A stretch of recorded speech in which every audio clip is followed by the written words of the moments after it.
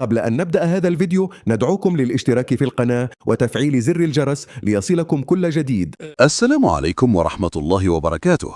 مرحبا بكم أعزائنا المتابعين في قناتكم لماهوك دي ستاد، القناة التي لا تنقل الصورة فقط بل تنقل الروح وتحكي قصة الطموح وتوثق لحظات التحول التي يصنع بها المغرب مستقبله. حلقة اليوم استثنائية بكل المقاييس. لسنا أمام مشروع عادي ولا أمام ورشة بناء تقليدية. نحن أمام رؤية وطنية كبرى، أمام صرح سيعيد رسم خريطة المنشآت الرياضية في إفريقيا والعالم العربي. إنها حكاية ملعب الحسن الثاني بمدينة بن سليمان، حكاية حلم ولد فكرة ثم تحول إلى تصميم ثم أصبح واقعاً يتشكل أمام أعين العالم. في قلب منطقة هادئة بين الرباط والبيضة البيضاء تقع مدينة بن سليمان، مدينة عرفت بسكونها وطبيعتها، لكنها اليوم تستعد لكتابة فصل جديد في تاريخها. هنا بدأت أولى خطوات المشروع، هنا تحول الهدوء إلى حركة دائبة، وتحولت الأرض إلى خلية نحل لا تهدأ. آلاف العمال والمهندسين والتقنيين المغاربة يعملون بتناغم. أصوات الحفارات، وقع الحديد، صب الخرسانة، وحركة الشاحنات، كل ذلك يشكل سيمفونية عمل متواصلة عنوانها الإصرار ورسالتها الثقة في القدوات الوطنية. وكأن الأرض نفسها تهمس: هنا يبنى المستقبل، وهنا تكتب صفحة جديدة من المجد المغربي. في سنة 2024 اتخذ قرار استراتيجي جريء بإطلاق هذا المشروع العملاق.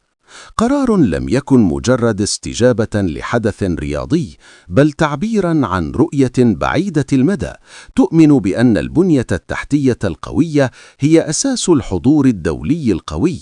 فكان الإعلان عن إنشاء ملعب الحسن الثاني ببن سليمان ليكون من بين أكبر الملاعب في العالم.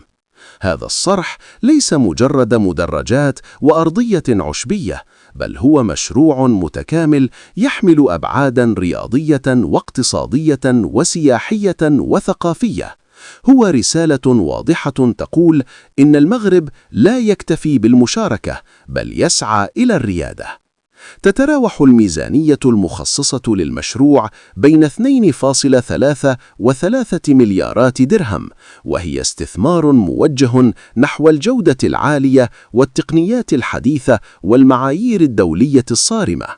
كل تفصيل هندسي في هذا المشروع خضع لدراسة دقيقة، وكل مرحلة من مراحل الإنجاز تنفذ وفق أعلى معايير السلامة والكفاءة. ومن أبرز ما يميز هذا المشروع أنه يعتمد على كفاءات مغربية خالصة. مهندسون مغاربة يشرفون على التخطيط والتصميم، خبراء وتقنيون مغاربة يديرون التنفيذ، وعمال مغاربة يواصلون الليل بالنهار لإنجاح هذا الورش الوطني الكبير. إنه نموذج حي لقدرة المغرب على الإنجاز بثقة واقتدار. انطلقت الأشغال رسمياً في 15 من نوفمبر سنة 2024، ومنذ ذلك التاريخ تسارعت وتيرة العمل بشكل ملحوظ. تم إنجاز الأساسات وفق معايير دقيقة لضمان الصلابة والاستدامة، ثم بدأت المدرجات ترتفع تدريجياً لتأخذ شكلها المهيب، استعداداً لاستقبال أكثر من 100,000 متفرج. عند اكتماله سيستوعب حوالي 115,000 مشجع، وهو رقم يجعله من بين أكبر الملاعب على مستوى العالم، وأكبر ملعب في إفريقيا والعالم العربي. تخيلوا لحظة الافتتاح: مدرجات مكتملة، أضواء ساطعة، جمهور يهتف بصوت واحد، ونشيد وطني يملأ الأرجاء بالفخر والاعتزاز. إنها لحظة لن تكون عادية، بل ستكون محطة تاريخية في مسار الرياضة المغربية. أما التصميم المعماري فهو تحفة فنية تجمع بين الأصالة والحداثة. استلهم الشكل العام من الخيمة المغربية، رمز الكرم والضيافة، لكن بأسلوب عصري يعتمد على سقف زجاجي متطور يسمح بدخول الضوء الطبيعي، ويمنح الملعب إضاءة مبهرة ليلا، خاصة عند انعكاس ألوان العلم المغربي على واجهته. إنه تصميم يعكس الهوية المغربية ويترجمها بلغة معمارية عالمية. ولا يقتصر المشروع على الملعب الرئيسي فحسب، بل يتضمن مدينة رياضية متكاملة تمتد على مساحات شاسعة، ملاعب تدريب حديثة، مضمارا لألعاب القوى، قاعات متعددة الاستعمالات، قاعات للجمباز، ومسبح أولمبي بمواصفات عالمية. كلها عناصر تجعل من هذا الموقع مركزا رياضيا متكاملا يعمل على مدار السنة.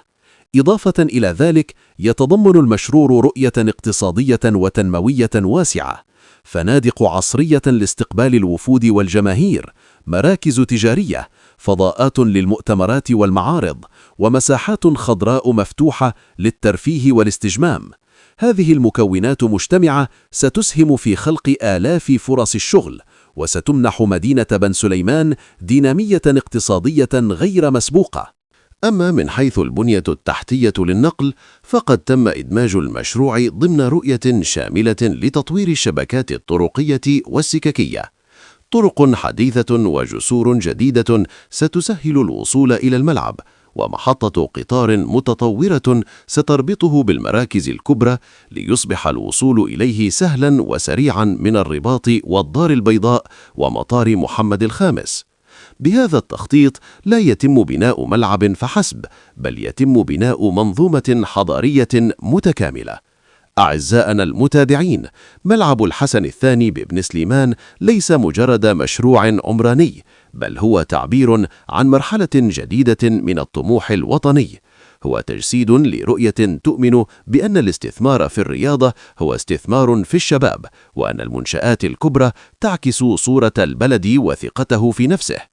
ومع اقتراب سنة 2027 حيث يرتقب افتتاح هذا الصرح، تتجه الأنظار نحو المستقبل، نحو مباريات كبرى قد يحتضنها، ونحو أحداث عالمية قد تقام فوق أرضيته. فهل يمكن أن يكون مسرحا لنهائي كأس عالم؟ هل يتحول إلى أيقونة رياضية عالمية تذكرها الأجيال؟ الجواب ستكتبه السنوات القادمة، لكن المؤكد أن البداية تحمل الكثير من الوعد والطموح.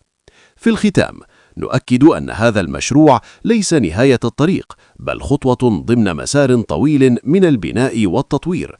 المغرب اليوم يراهن على الجودة وعلى الكفاءات الوطنية وعلى رؤية مستقبلية واضحة. وما نراه في ابن سليمان هو دليل حي على أن الأحلام الكبيرة تبدأ بخطوة جريئة، ثم تتحول إلى واقع يلهم الجميع.